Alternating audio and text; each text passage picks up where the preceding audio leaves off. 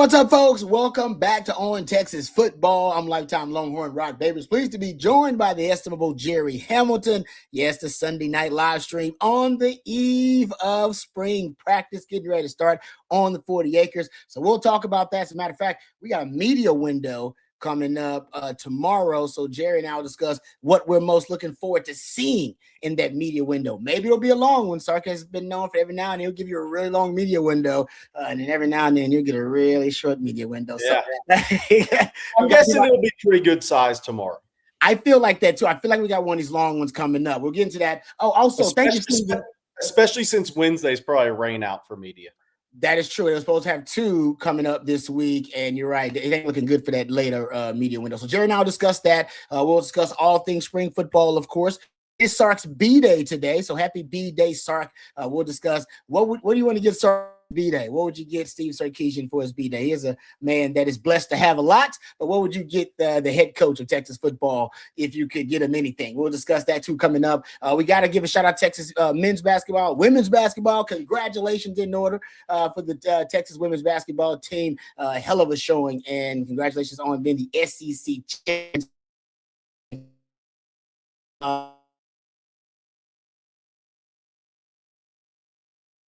Came out with returning starters, including college football transfers. So we'll dive into that. But the show belongs to you. Whatever you guys want to talk about, questions, comments, throw them out there. We'll try to address as many of them as we can. Super chats always jump to the front of the line, and you can interrupt the show at any time. Just throw out a super chat. Before we start talking about spring football and start talking about Steve Sarkisian's birthday, yes, congratulations are in order for the Texas women winning the SEC championship. And man, was on the close to putting an old style biblical butt whipping on South Carolina. Did not see that coming in Greenville, by the way, where the SEC title game was. What are your thoughts about the way the ladies looked? And looks like they definitely gonna get that third number one seed, which means they get to play the first 2 games in Austin and then in Fort Worth? Probably a Sweet 16 in Fort Worth. Which that's why I think this was big today. And we talked about leading up to even just beating Vanderbilt, getting to the SEC championship game. Look, UConn's the number 1 seed and should be, obviously. UCLA is going to be the number 2 seed. Texas will be 3. South Carolina will be 4. I think we wait till Selection Sunday, a week from today. But I do think the Texas women will be in this get to play in the Sweet 16 Elite 8 in Fort Worth. I'd be surprised if that doesn't happen. So it literally can't line up better for the Texas women. If I'm a Texas fan on the women's side, I hope for one thing, that UConn gets upset. That's somewhere along the line gets upset. Hopefully you can have the best season in a long time and get to a Final Four and then advance to play for a national championship. We'll see. That'd probably meaning playing South Carolina or playing UCLA, I should say. But the thing about it is, if you can get to the title game, you never know what's going to happen, right? You got to get there. But if you get there, you'd prefer it not be UConn. They just shoot the ball so well. They shoot the ball so well. They shoot 39.5. I think they were 12 of 17 from 3 today. I don't care who you're playing. 12 of 17. They shoot 39.5% from 3 on the season. You hope they get knocked off unexpectedly somewhere along the line and you advance all the way to that game. But if you get to play the Sweet 16 in Fort Worth and the Elite 8 in Fort Worth, assuming you get that far, then you couldn't ask for a better scenario. No, I'm with you. And this is Vic Schaefer's best team. Shout out to Danny Davis. Had this really cool stat out there. Texas has now reached a conference title game for the ladies in 5 straight seasons. Texas was Big 12 champion in 22 and 24, the runner-up in 23, SEC runner-up in 25, and obviously champions in 26. And Texas reached conference title games in the 20 years they reached prior to Vic Schaefer. They reached the conference title game 5 times. Yeah, and Vic Schaefer's done it in 5 straight years. Look, here's my thing with women's basketball. There's not depth in women's basketball. Over like there is in men's. There's a lot of depth in men. There's not in women's basketball. So if you're at one of the power programs and get the right coach, you have a chance to do great things in the women's game, because there just isn't the depth of talent in the women's game. You're really starting at about 24 teams. And once you get even past 30, there's a pretty big drop off in the women's game. So Texas has the right coach to maximize what they can. There's only one Gino at UConn, right? I mean, hell, maybe he goes 38-0 this year. I don't know, but he's done it before. But outside of him, which is the unicorn coach in the history of college basketball, women's or men's side, and maybe college sports in a weird way, then you're right there with everybody else, and you're right where you want to be. And all you can ask for is to have a shot. But if you're at one of these major programs and you hire the right coach, you have a massive advantage because they're just at the depth of talent. Yeah, no, it's good stuff. The men, before we start talking a little spring football, I believe before the game, I saw Joe Lunardi had them as a 10 seed before they lost to Oklahoma. Would have been nice to get that win. What are your thoughts, Steele?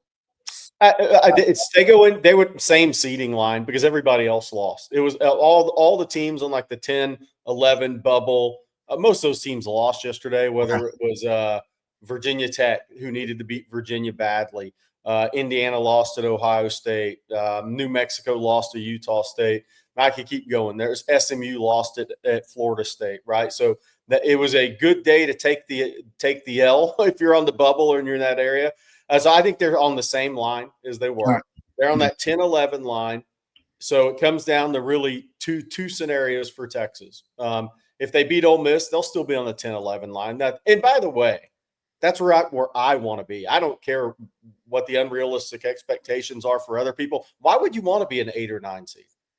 Why would you want to be an 8 or 9 seed and get sent to Greenville to play Duke or San Diego to play Arizona or Buffalo to play Michigan if you win the 8-9 game? Why? You're not that level team this year. Get somewhere you have a chance. If you win the first round game, it's not an 8-9. It's not an 8 or 9 seed versus a 1 game for this Texas team. No matter how unrealistic expectations there are, or how bad people want it to be true, it's just not. So I've always said my goal this whole season in year 1 was just to fight, scratch, and claw to get in the tournament. Texas has positioned themselves to do that. I don't want any part of an 8-9 seed. You're not that team. Go be a 10 or 11 and see what happens. Put your cards on the table and see what happens. So the scenario is you beat Ole Miss. I don't think much changes from a seeding perspective. If you win that game, you're still sitting on the 10-11 line, depending on what other people do. If you get upset or lose to Ole Miss, then you move to the play-in line. And if you move to the play-in line, then you're susceptible to getting knocked out of the tournament if there's 3 or 4 conference tournament championship games that don't go according to chalk. Yeah. So let's say Miami of Ohio doesn't win their conference tournament. They're still going to get in the tournament despite all that talk out there. Yeah. And that would put 2 from the MAC in. So that's one of those bubble P4 high major seats gone. And say St. Louis doesn't win A10. How does that affect the A10? Depending on who wins that, if St. Louis doesn't win it, that could knock another one out. Then what if an SMU who's outside the line goes on a run and gets to the ACC finals? That's going to knock another one out. They're not currently in right now, I don't think. So there's some things that would put you in jeopardy of getting bumped out if all those scenarios played out.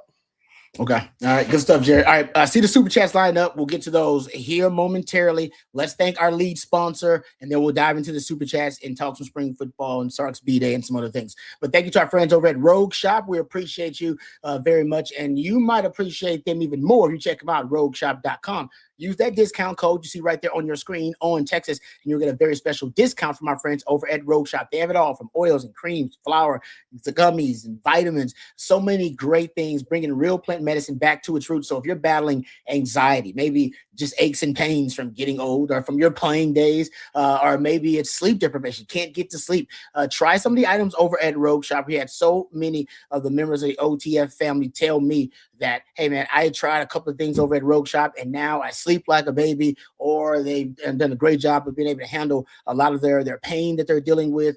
So try rogueshop.com. Use that discount code on Texas. They also ship nationwide, no matter where you are in this great country of ours. Our friends over at Rogue Shop can get their fantastic products to you. So check them out today at rogueshop.com. All right, let's check out the super chats, then we'll dive into some of the other topics that we have for tonight. But first, thank you, Juan, for the super chat. We appreciate it very much. Juan Garza says, name your top 5 head women basketball coaches. Where's Vic Schaefer ranked? Also, is he the second best coach in the SEC? I'm assuming behind maybe some Don Staley is that women's coach. And then where do you have who they call the Bayou Barbie on that list? Is she on that? For sure. Sure. Make that list too. So yeah, I mean, look, it's those are your top three. I mean, easy. That's the easy top easy, three. yeah. Right? Easy. One, you just say one's forever one and move on from there. I think Mulkey's two. Honestly, she's won national titles at two different schools. Dawn Staley's won 3 titles, right? So she's 3. Then you get to the discussion after that. Yeah, right? He's been to a national championship game, so he is obviously in that discussion, right? So how people would, argue it, discuss it, or whatever after that. But I think Vic is in the top 5. Is he 4? Is he 5? That's up for anybody's discussion or argument. But I think the top 3 are set in stone, and then you work down from there. And I think Vic is in that group, that next group, and could be as high as 4. Probably could be 5th.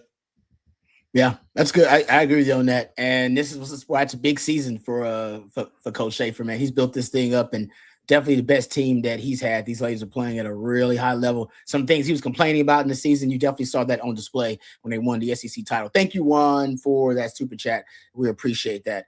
And I guess saying right now, Vic Schaefer is not the second best coach in the SEC. Not now. Maybe after this season, we can have that discussion, Jishy. But yeah, Kim Mulkey and Don Staley, there's no doubt about that. Cisco, thank you for the super chat, Cisco. We appreciate it. Says, does the Texas secondary return to the top of the SEC in interceptions under Muschamp? And this is the crazy thing about it. I complained about the Texas secondary not making enough plays on the ball last year. I complained about it. I was like, man, they got to make more plays on the ball. They got to be more aggressive. I want to see them be more physical at the catch point. They were second in the SEC in interceptions last year. Yeah. They had 16 last year, and LSU led the way with 17.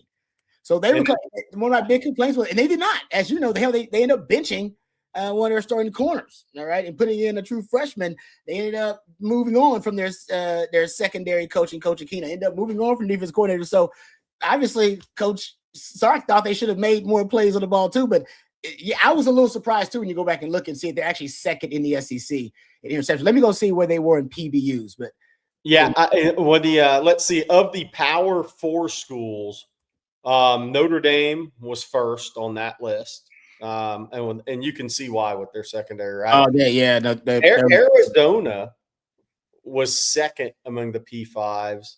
Maryland, then LSU, SMU, BYU. Texas among P5s. Let me see. I'm taking out 3, 4, 5. They were 9th in the country, tied with Texas Tech and Kansas State. Yeah. Just like I said, I think it was frustrating for Longhorn fans. They thought a lot of the times the defense gave up some easy completions on quick game and underneath routes, but they actually made some adjustments. Now, when I looked at PBUs, they were 9th in the SEC in passes broken up. 44, I believe Texas. And that's the area they need to improve. You got to get more hands on footballs. Yeah, that's kind of where they need their hands on more football. So interception-wise, actually, they were right there probably where they needed to be, but they need to get their hands on more footballs. And that's why you had 2 true freshmen who led you in pass breakups, actually, this past season. And so I think they want. That's why their youth movement was important, because those guys, they played with a lot more fearlessness, if that's the term you want to lose. Like I'm not going to say that the other guys played scared, but it seems like they were playing conservatively. Yeah, those young guys came in there and they kind of just let it fly. They made mistakes, of course, and we talked about that. But they, like I said, you're gonna make mistakes. You're gonna get beat. I need you to make as many plays as you give up. And they weren't doing that early on in the season. They definitely started to do it late as Cade Phillips started to come on. All right, thank you, Cisco. We appreciate this. So interception-wise, no, but they need to make more plays on the ball. That's why I think they'll continue to play a lot more man coverage. I do think you'll get a lot. Still, they were at probably 28% man coverage last year. I think you'll get something similar or even a slight increase on that. And I do think I was actually looking at ball hawk rate. I might as well break this out since we were talking about it. Ball hawk rate, Cade Phillips. This is basically passes broken up, and interceptions. So every time you got your hands on the ball, divided by target. So it's simple formula. Cade Phillips led you last season, 27% ball hawk rate. To give you little perspective on that, Monsieur Delane, the fantastic corner from LSU, who's going to be drafted first round, he's at 37%. Yeah. So Cade Phillips, that's how you want your DBs to be aggressive. Grayson Lawson was at 12%. It's nothing. That's a good number too. Jelani McDonald, who's a ball hawk, is at 15%. That's about where you want your corner. Jalen Gilbo is at 8%. He's not making enough plays on the field. And we kind of talked about that going into the end of the season, with Gilbo. What was Bo Masco? Do you have Masco? I have Masco here. He's 11.3%. This was just last season, so for 2025. So and that's on a team that doesn't have pass rush really and doesn't afford him opportunities. Exactly right. I bet he goes almost doubles this year. I can believe that because I'm telling you, in high school, when I went back and watched his high school film, and as opposed to at Rutgers, I still thought he's a really good player, but he was more of a ball hawk coming out of high school. Made a lot of plays on the football, a lot of interceptions, and I think you might get back. That may be an added bonus of what Texas gets. I think you'll get you still get his really good tackling ability. I think he's a really good tackling player. He plays a lot of man coverage, press man coverage. So I like his technical ability. So I think you'll get the technician in Bo Masco. But what Rutgers never got was the ball hawk Bo Masco. I think you may get some of that at Texas. All right. Good question there, Cisco. Appreciate you. Next super chat up from Ben South. Thank you, Ben South. Says Jonah's getting his shoulder checked tomorrow. He's having injuries pile up and has barely played football. Might not be available for the spring. Thank you for this, Ben, and I appreciate the super chat. It's one of the subjects I was going to bring up. Basically, I think it was David Eckert. Shout out to him. He's from the Statesman. He put out there that Jonah Williams missed a second consecutive game today for Texas baseball. Jim Schlossnagel said he banged up his shoulder diving for a ball in the outfield Friday night. It's the same shoulder he previously injured as well. And he did point out, as so did Ben South here, that Williams is getting his shoulder looked at tomorrow. Yeah. He is he had the cracked clavicle, which there's nothing you can really do about as a senior, but he had been wearing a shoulder harness at times. So, this is that's why I think after this next football season, he's going to be forced into a decision. And and it's always just been easy to say, he'll just go baseball and be a high draft pick. But I'm here to tell you with baseball with Jonah, and I think he's a tremendous athletic talent. He's got to start hitting the ball over the fence a little bit. Mm-hmm. He's got to show some power, but to end up going high in the MLB. I mean, you think about it, and I'm only comparing him to this because it's a two-sport guy. Kyler Murray hit 10 home runs at Oklahoma the year he got drafted 8th overall. Yeah. Kyler Murray had a lot of pop in his bat. And 10 homers, 47 RBIs. And you got to show some pop, too, to go boom, boom really high. I mean, think about where the game of baseball is now. You want that pop at the top now if they can get it. Yeah. I mean, so to max out his baseball ability, he's got to start putting the ball off the wall, over the wall a little bit more, especially at 6'3", 210 with that skill set. So that he has, I think that's going to be big for him. But Rod, I'm sticking with this. I've said for a while, I think after this football season, he's going to be forced into a decision because one, your NIL may not be the same and football is a bulk of the NIL. It may not be the same. And if you continue to have nagging injuries, then that pushes you more towards baseball. I think so. Less physical sport. Yep. And if you keep having shoulder issues, and you're playing safety and you're a physical player, you can't ask somebody to dial it back. So where are you as a football prospect and a football player at that point? We'll see. But, if he doesn't take part in much, if any, spring football practice, he's been in the meetings, but being in the meetings is totally different than being on the field and being part of Will Muschamp's scheme install and actually repping it. Then he comes in behind, right, Rod? Just like he did last year. I mean, I know shoulder injuries. Unfortunately, my NFL career, I had 3 shoulder surgeries, and before that time, I hadn't had any shoulder issues.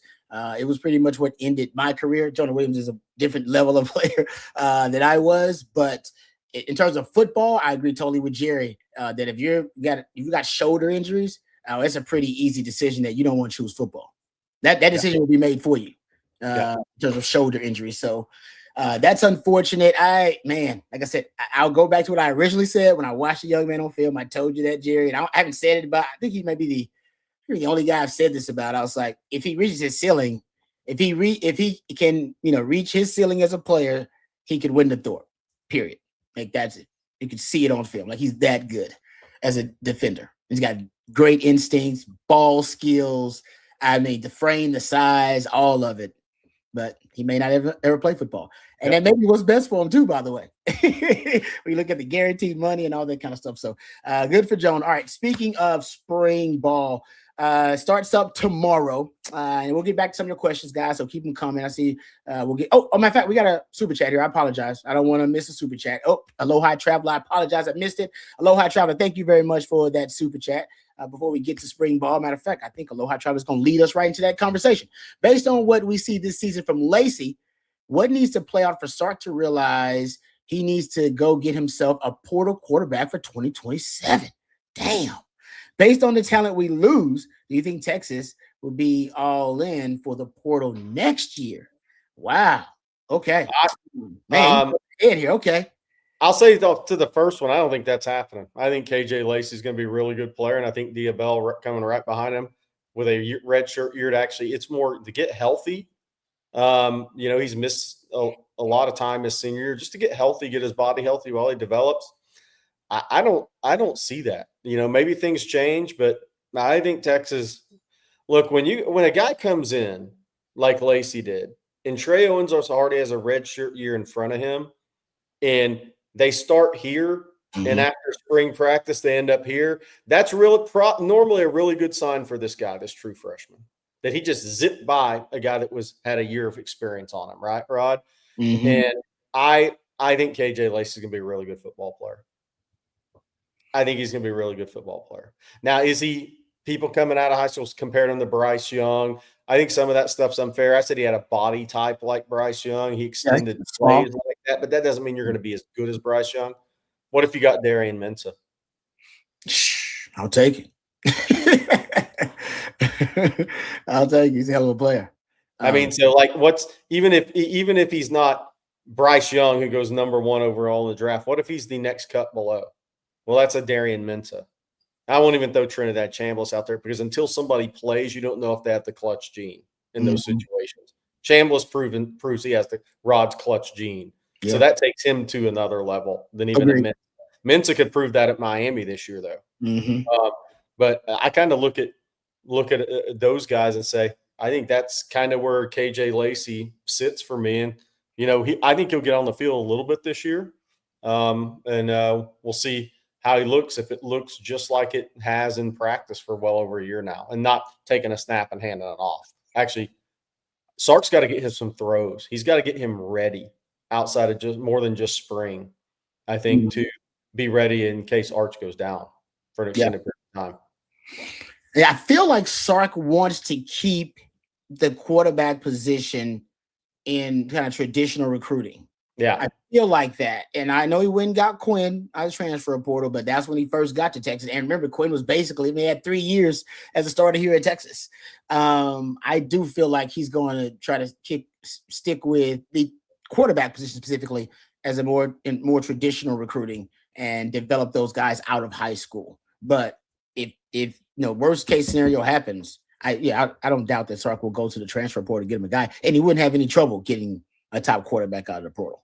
Texas always got a lot of weapons, and he's got a great reputation for developing quarterbacks too. So, but in terms of the portal, I do think Texas will be now going forward more aggressive in the portal, period. And you'll see more of the roster built through the portal. Like, I can't wait to see what the percentage of starts is this year by transfers. Last year, it was at 17%. I bet this year you're about 45%. Probably close. Maybe over 40%. Somewhere over 40%. Somewhere right there. Just my guesstimate.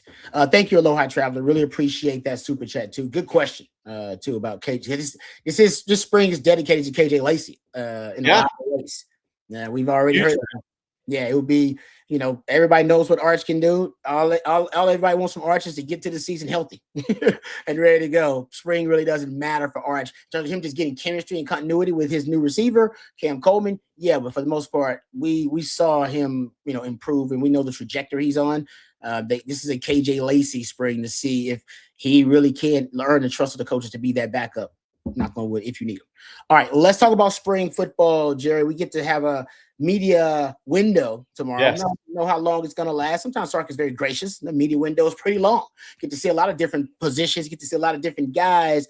What are you going to be racing to? Because what if it's a short media window? What if it gives you one of those? You're like, man, I only got a few minutes to see, to see what I want to see or what I need to. What are you going to be prioritizing out there at the media window? I'll be out there as well, by the way. What would you prioritize out there? I kind of want to see who gets Muschamp's first ass chewing. That's good. It's gonna be one too. Yeah. Somebody's getting it tomorrow. Who's going to draw the short straw? Is he going to do it like the? He's got to send a message tomorrow. Will's sending some sort of message tomorrow. He's going to pick somebody out. It's like not even that guy's fault, really, but somebody going to get it. So everybody's like, "Oh, this is the new tone." That's right. Practice. You're right. I'm waiting for the first ass chewing from Muschamp. I agree with you. Hopefully, we're out there for it. I want to do that. So say whiteboards are on notice. Cisco says, "Yeah, that'll be good." Obviously, I want to see the new guys. We ain't got no pads on anything like that. So this is supposed to be a more explosive offense. So I really want to get a look at the running backs, Hollywood Smothers and Raleigh Brown. I'd love to get a look at Cam Coleman just to see if he's faster in person, bigger, like what the body looks like.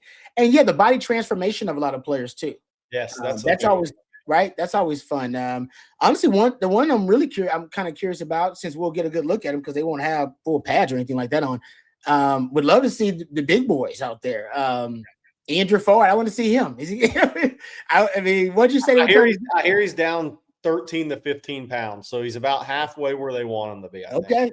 Yeah. I mean, that'd be nice to see him. Rasheem Biles, I want to see. Yes. They say he's undersized. I'd like to see how that looks.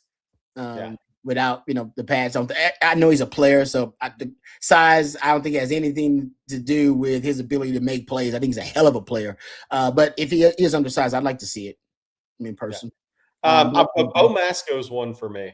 Oh, that's good.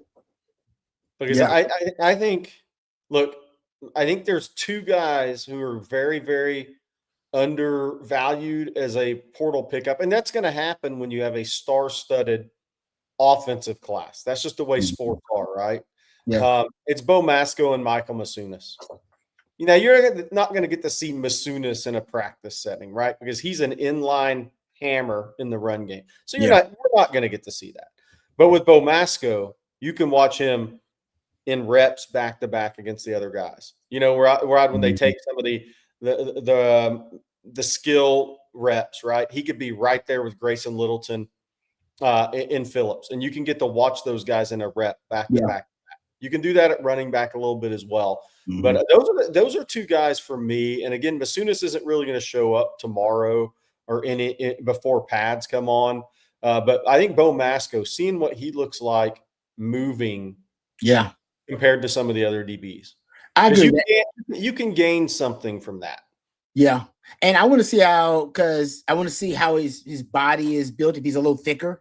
Built a little thicker. We've talked about, Muschamp's type of nickel, and that, yes, Grayson Littleton is fantastic, but that he may be a little lighter than the nickel that Muschamp traditionally likes in the SEC. We talked about what if Bo Masco can experiment at some nickel. I wonder if his body type, if he's a little bit thicker in terms of his frame, and if that's something that may translate. So I'm with you. I'd like to see Bo Masco in person. I'll say this one, Rod, too. The freshman linebackers, they've got a lot of behind-the-scenes run. Everybody knows Tyler Atkins, but Rocky Cummings and Kosi have got a lot of chatter behind the scenes. Okay. What do those guys look like from a movement stand? Now, sometimes they're the toughest to see because they're on the other side of the field. from where we're going to be, and we're not really allowed over there. But just from a movement standpoint and frame standpoint with those guys. I like that. Speaking of, how big is Derek Cooper now? Yeah. I want to see how big is. What did he come in? 6'2", 205, something like that? Right in that range, yeah. If they want him to be, we've talked about him, potentially a power element in the run game. I just want to see how his frame looks, if he's going to be that guy. But I know he's a workout warrior.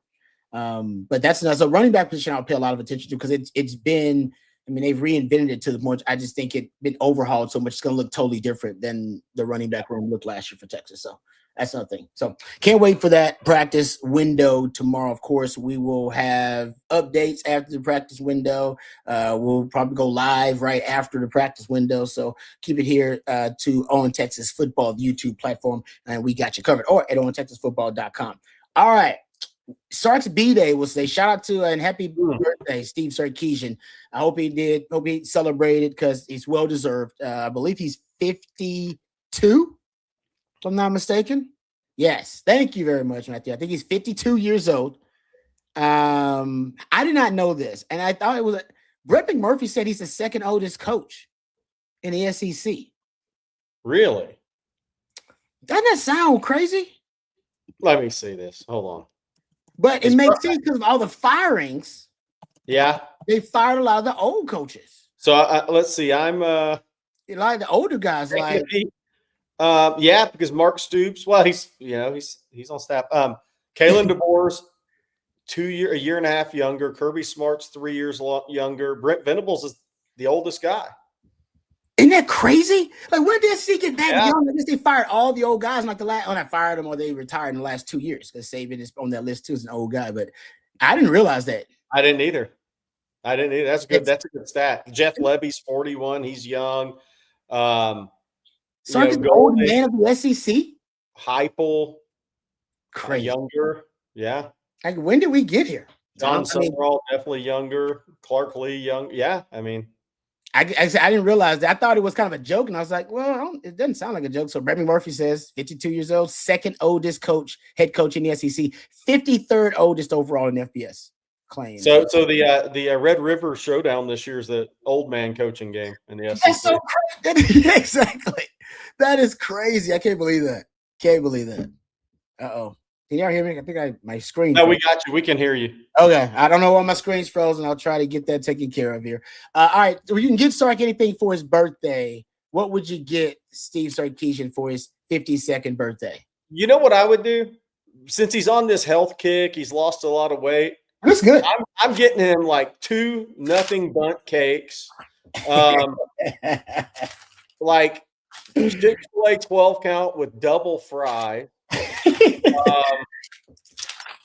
A Mountain Dew, because that has the most sugar, and I'm just throwing it all at him and seeing how that on his birthday, where's that willpower at? Wife ain't gonna like that. He just had a little baby too. You know, wifey trying to get him eating salads and got a green smoothie in the morning. She's sitting him out the door with. You know how that goes. But no, Sark does look good though. I would say it was like last year before the season is when he lost. That's kind of slimmed down before the season. Good for him. I would get him, honestly, I'd probably get him multiple wins over elite coaches, because that's kind of the last thing that's holding them back, you know. So y'all getting him, taking him to Terry Blacks. I want him to get wins over elite coaches, because that's where he is. That's what he needs right now. That's the last thing. That's the last thing. He can't beat the elite coaches yet. He's beating good coaches. He's at that point now. He's whipping up on good coaches. Elko ain't a bad coach. Elko gets some of this, and Brent Venables ain't a bad coach. They get some of this. Sark is, Mike Gundy in the Big 12 is a good coach. He was getting some of that too from Sark. So Sark is beating good coaches. He's at that point now. He can get coaches. It's just, and the elites are the elites, right? It's only like 4 or 5 of them in college football, but that's his last hurdle. And he's going. That's what you're gonna have to beat if you're gonna win a national title and make it through the college football playoff or win the SEC title. It's gonna be probably over an elite coach. So that's kind of where Sark is. All right, the Kalen DeBoers of the world. I don't even know if y'all put him in elite category, but I'm just naming Kirby Smart, of course, in the category. Ryan Day's in that category. That's where Sark is now, and that's a really good problem to have. It's like, hey, that's That's the last level for you, brothers, to beat the great chess masters of the game of football. And I think that's what I'd get him. That's what he needs. Win over elite coach. Saban is I think Saban is his, it's his crown jewel of the wins over elite coaches. So we know he's capable of it. I mean, he beat the GOAT. But to win the national title, the way he set it up now, you're going to beat like 3 elite coaches to win it all. I've decided what I'd get him. Another shot against Georgia in the SEC championship game. Oh, that's good. To your point. Mm-hmm. That's good. That means you're going to the playoffs. That means you've done what you were supposed to do this season. Yeah. To start, and then you get another crack at the man. Because he was close in the SEC title game. He figured some things out. He just did. Kirby got him with that fake punt, and if Gunnar Stockton doesn't have testicular fortitude and scones the size of smart cards, he drops that football. McCuba lays him out, but he did. Right. He held on to that damn ball. I don't know how he did it. I don't know how. And Georgia goes on to win that game, but it was like 2-3 plays like that. That what's the difference? So Sark was on to something. Obviously, last year was kind of a setback in my opinion, but I think I'm with you, Jerry. Give him a couple of shots at it. See if he can figure things out. So that's what I'd give Sark, man. I think he's close. He's going to beat Signetti, Kirby Smart, Ryan Day, Kalen DeBoer, or somebody of that ilk, pretty much, to win a national title. He's going to be like 2 of those guys in a row. Can he do it? Because he hadn't done it in his career. He hadn't done that yet. But he's real close, man. He's real close. Damn it, if this year ain't going to be the year for Sark. All right. And we have an Ole Miss fan in the chat, and we welcome them all. I'm wondering if this is actually Lane Kiffin trolling and masquerading as an Ole Miss fan. Would love Lane Kiffin to troll us on OTF, man. That'd be great. I kind of wonder. That would be great. That'd be fantastic. That'd be money right there. Boy's gonna get Lane Kiffin, and he's gonna get a taste of Ole Miss this year. All right, so he'll get Ole Miss. At least he gets Ole Miss at home. He's got to travel on the road to LSU and go see Lane Kiffin and company. All right, let's talk. I want to get into some spring football discussion here. Obviously, spring football starting up tomorrow for the Longhorns, and I saw this. If you don't mind, Matthew, could you bring up that Brad Powers tweet that I threw out, that I put there in our group text? He put out a stat about returning starters among power teams, and he included, thank you, Matthew, included FBS, all the transfers, of course, in this number. One of the big issues last year for Texas was, honestly, that inexperience that we talked about, that we weren't sure how to quantify it, if it was going to be a big factor or not. It turned out to be a huge factor. There were times where they looked like a young team, played like a young team, played like an inexperienced team, played like an undisciplined team. And I don't think we factored that in enough, how that inexperienced. This is not an inexperienced team. This is a very experienced team in terms of returning starters, but it's also the amount of playing time and snaps and starts period that you have now. But look at this. For 2026 college football returning starters, Brad Powers here says that Texas Tech has 23. Tennessee has 22, along with Texas. Yeah. Schedule tough. But it is. And I'll say this. Yeah, you got to play a lot of these teams that are basically veteran teams now, because you got to play Tennessee. You got to play Florida. They got 21 returning. You got to play Oklahoma. They got 21 returning. Got to play Ole Miss. Same thing. You got to play some veteran teams in the SEC this year, boy. That schedule, the more you dive into it, the tougher that schedule looks for Texas this year. I ain't going to lie about that. It does. I feel bad for the Tech guy that gets sent to the bench because they can only start 22. Somebody's returning starter that's getting sent. I wonder if Cody Campbell sends him the email, or does he have to meet with Joey, or does it go above Joey and say, sorry? That's funny. That's hilarious. But there you go. So that I thought this is an interesting little list. But even if, obviously, we're not going through every team individually, but I think the larger conversation is about Texas being experienced the roster this year, as opposed to an inexperienced, young, youthful roster last year. And that quarterback, no matter what, look at key positions, quarterback, look at left tackle, look at your top pass rusher. Whether you want to look at the key positions or you want to just look overall, and hopefully that helps with the penalties and a lot better situational awareness for Texas, that they're just a much more experienced squad now. for 2026 as opposed to last season. On the flip side, Dabo only has 11 starters back. DeBoer has 10. What's the over-under on wins number for North Carolina? I'll take the under. Oh yeah, I don't like what's going on there. I don't like what's happening at North Carolina at all. Sorry, that's not a good number to start with. Yeah, that should be your number in basketball, meaning you have one guy coming off the bench at a starter level. Yeah. So Texas schedule, good news, bad news here from looking at this stat. Basically, Texas will be a more experienced team, but they will play a lot of experienced teams. And it's all about where that experience is. For Tennessee, I think a lot of it for Tennessee is actually on defense. Yes. And that's interesting because they have a new defensive coordinator in Jim Knowles, who has had a lot of success versus Sark. But the Kim Kardashian, Nicki Minaj, Rita size, Cardi B size, Megan Thee Stallion size butt, J-Lo size butt too. I threw J-Lo in there for y'all. Is that Jim Knowles usually meets Sark toward the end of his tenure at a certain spot. Oklahoma State, it was his last year there when he saw Sark. And at Ohio State, obviously it was his last year there before moving on to Penn State when he saw Sark in that semifinal game. And he's gotten the best of Sark, but this will be his first year with Tennessee as opposed to his third or fourth year with the team. But they're going to be an experienced squad. They'll have a lot of guys who play a lot of football. So that'll be so. It's about where that experience is. Is it on I think it's important when it's at quarterback, lines of scrimmage, and on defense.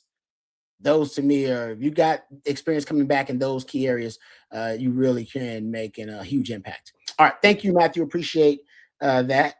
Thank you for putting that up there. All right, I know we got a couple of questions that we'll get to here. All right, let's get to a couple of spots here. All right, how about this one from NIL and RevShare says men's basketball needs more NIL money to be as good as women's basketball. Is that true?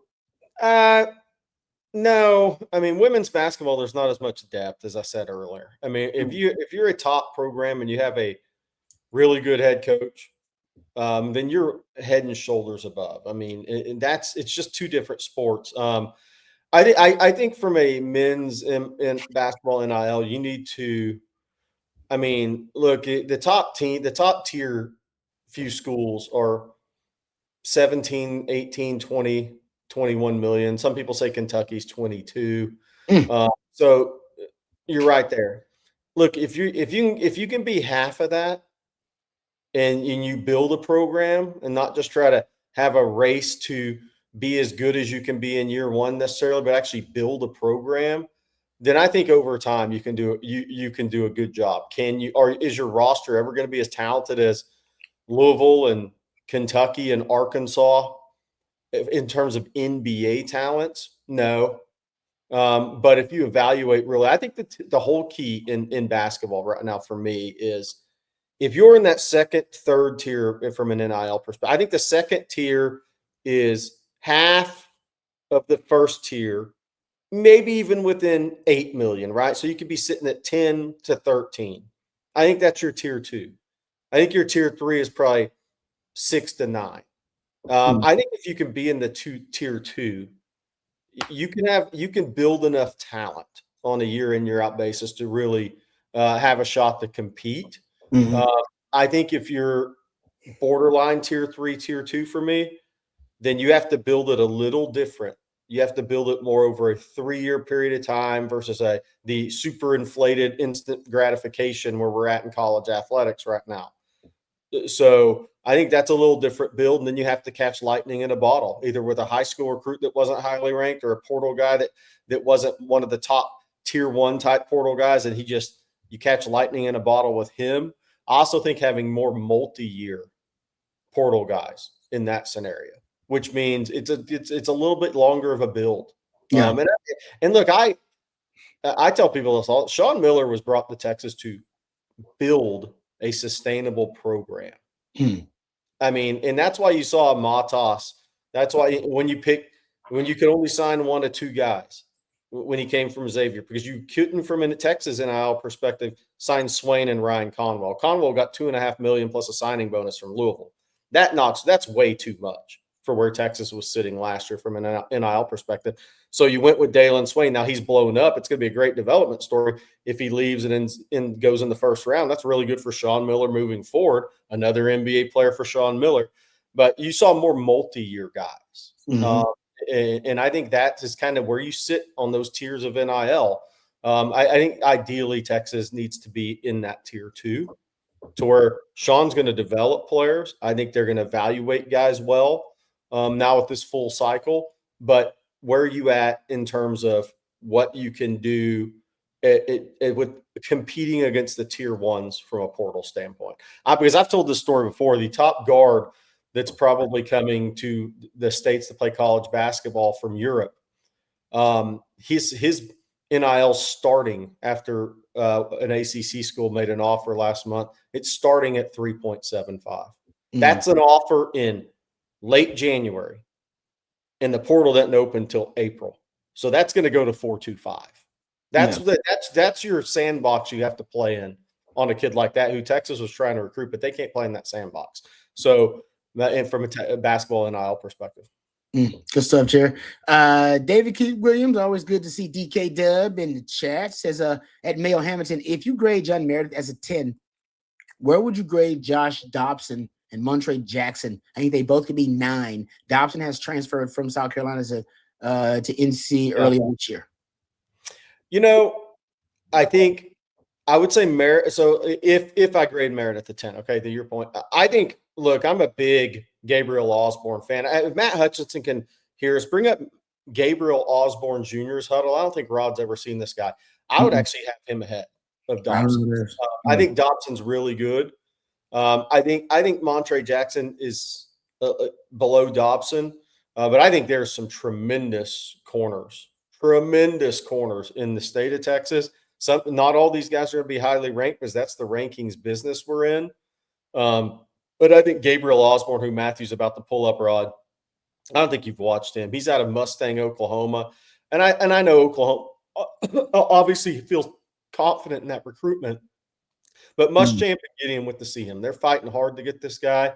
I think he's an absolute stud as a prospect at corner or nickel. He may be that big nickel, but he is a hell-agent athlete. His basketball huddle videos, he is way above the rim, like way above the rim.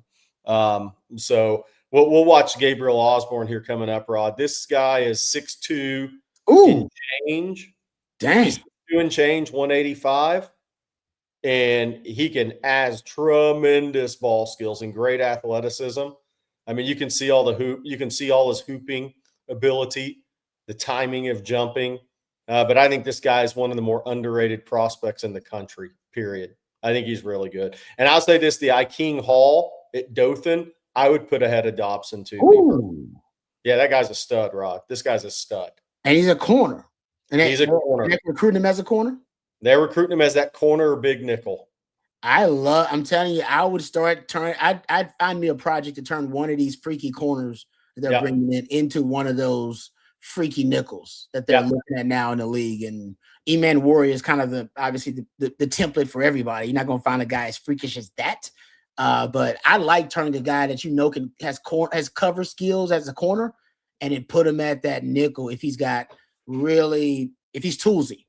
All right. If he's got a freaky athletic profile, which this young man definitely has. Yeah. And I would like that, right? He's kind of like that for Texas. Yeah. He probably ends up at Oklahoma, but you never know. This is a long road to December, right? I mean, but this guy's I think this guy's an elite prospect, Rod. He's just got the size, ball skills. He can jump out of the gym in basketball too. Okay. I like him. Like I said, it's that I wonder where Muschamp is, like what he visualizes for that nickel in the future. Can't wait to see like what he starts recruiting and the guys he starts projecting for that spot and what he's looking at. Right now he's got what he inherited. Obviously Grayson Lotus is a good player, but I think the ideal Muschamp nickel is going to end up being pretty freaky. I think it's basically be an athletic, a faster Jelani McDonald with better cover skills kind of thing. Iking Hall out of Dothan is the one I've seen in person. That is that guy. Yeah. Got coverage skills, but also got the frame and all that stuff. Yeah. All right, good stuff there, Jerry. Appreciate that. And thank you, DKW. Appreciate that question. It was a good one. CB wants to know, speaking of DBs, how many interceptions did Texas have in 2024 with Gideon? Remember, they definitely led at 22. They were one of the I think they were top 5 in the country. They had 22 that year, so they led the SEC. Remember, they had 64 PBUs. Remember, this past season they had 44. They had 16 interceptions, and 44 PBUs. Think about that: 22 interceptions and 64 PBUs. They got their hands on a lot of footballs that season.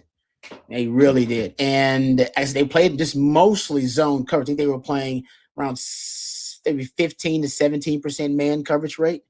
But that was the smartest defensive backfield Texas had in a long time. And not saying that the other ones were dumb, but their football IQ was through the roof. Yeah. And really great communication skills between all those guys, and really great chemistry between all guys. Great eyes too. Guys play with really good eye discipline. Like, can y'all remember a busted coverage this year? I think I remember like 1 or 2. I remember one. I think one of them actually was, I think, Jade. It was like the Kentucky game. You remember that game? He was like looking at the backfield and they threw it deep over. But that's how few they had. Like literally, I can count them. Like they had like 2 of them the whole season. Blake Gideon will get those guys back, I think, to the standard that they're used to playing. All right, thank you for that, CB. We appreciate it. Antoine wants to know, spring roster will be released this week. Okay, will we? They normally hand it out. Okay. They normally hand that thing out, announce it maybe right before that first spring practice tomorrow morning. That's good. Okay. Oh, and he also wants to know, and this is good. Can you guys confirm that this is the first time there isn't a Texas high school football guy at quarterback? Like in the room for Texas? Antoine, that's a great question. In the room? That's what he means? Yeah, I think that's correct. I can't remember the last year. This may be the first time ever. Yeah. Yeah, because he's probably right about that now. I haven't think about it, because every year you go back, there's definitely at least one in the room. I mean, maybe the only year. No. I'm telling, there's no way there wasn't one in the room. Because even when Major Applewhite took over, what was Marty Cherry 3rd team, Richard Walton was 2nd team. I mean, I was going in the way back right now. Yes, I was saying you went before. I was trying to go back during my time, and it definitely didn't happen in my time. I was going back to the Makovic years because he recruited a lot of out-of-state quarterbacks. He liked out-of-state guys, period. Remember, he had a lot of good out-of-state guys. Makovic was, whether it be a running back, he got a lot of Major's back. The year Major, the second year Major took over. It was Sims. Mm-hmm. Major was Baton Rouge. Sims was New Jersey. Who was 3rd team? Do you remember who your 3rd team was? No, Chance Mock wasn't there yet. No. 2000. Oh, that's good. You might be right about that. Who was the guys? Somebody in chat can look this up. Who was the 3rd team quarterback? What year would that have been? 2000, Rod, or 99? That's 99. That'd be 99, because 2000 you got Chance Mock came in. Yeah. Let's see. 99. You might be right, Jerry. You might have hit it. Let's see. I bet it was an in-state guy. Is the 3rd. You might be right about that. Damn, that's good. Let's see. That's good. They don't list. Okay, I just looked up something that didn't list it. So there you go. It's Major. Thank you. That's one. Major. Adam Hall. That's Westlake. There you go, Westlake. There you go. That's right. You brought in 2 in the same class. That's right. Him and Sims. In 99, you brought in Adam Hall along with Sims. Yep. So this is the first time ever. It's a good call, Antoine. That's a hell of a stat. Good job there. Oh, who is that? Oh, yeah. Thank you. Robert Coy. Huh. Good stuff there, Matthew. And good stuff, Antoine. Yeah, that's it. Now, that is a great question. I'm trying to get Craig Way. I'm going to stump Craig Way on that one. Next time I see Craig Way, I'm going to see Craig Way, because Craig Way never gets stumped. I'm going to try to stump him on that one. Thank you, Antoine. I appreciate that. That's a good question. All right. Before we move on, because we're almost done here, let's thank our lead sponsor one more time before we're done with tonight's live stream. Let's thank our friends over at Rogue Shop. That's right, bringing real plant medicine back to its roots. Remember to use that discount code. You see it right there on your screen on Texas, and you'll get a very special discount from our very special friends over at Rogue Shop. They have it all, from oils and creams to flour, gummies, and vitamins. No matter what you're dealing with, sleep deprivation. Maybe it's aches and pains from battling father time or from your playing days, or maybe it's just just general anxiety. Our friends at Rogue Shop, they have so many fantastic products that will help you overcome those ailments successfully. If you reach out today, they also ship nationwide, so no matter where you are in this great country of ours, our friends over at Rogue Shop can get their fantastic products to you. Bringing real plant medicine back to its roots. It's more than just a saying for them folks. It is their mission statement, and it's all about helping you. So reach out to them today at rogueshop.com. Thank you very much to our friends at Rogue Shop for sponsoring our Friday live stream. All right, couple of more questions, and then we'll end tonight's live stream. How about this one from Tyler? Wants to know, would Vic be successful as the men's coach? I mean, honestly, Vic is a coach. Vic could coach football. I think he actually would be pretty successful because he did say that was one of his first coaching jobs was coaching football. I think he's like a defensive coordinator or something, if I'm not mistaken. Yeah, his style of coaching and style of play would be very similar to Rick Barnes if he could recruit in the men's game. That's somebody that I think he's very similar to, is Rick Barnes. It's that rugged, tough, interior defensive rebounding presence team that isn't going to win by outscoring opponents that are really highly, if you get into those games in the 90s and hundreds, if you play UConn and they're on fire from three. But what you do is you grind people, and you grind them over the course of a game, over the course of a conference season, over the course of an entire season. You're plus in the rebound differential by a healthy margin, and your team has a lot of grit and toughness. I think he would be very similar to Rick Barnes as a men's coach, honestly. I like that. All right, last question of the night before we get out of here. My man CB, I'll give it to him, but it's a good one. If Texas wins a national championship, is Sark here in 2027?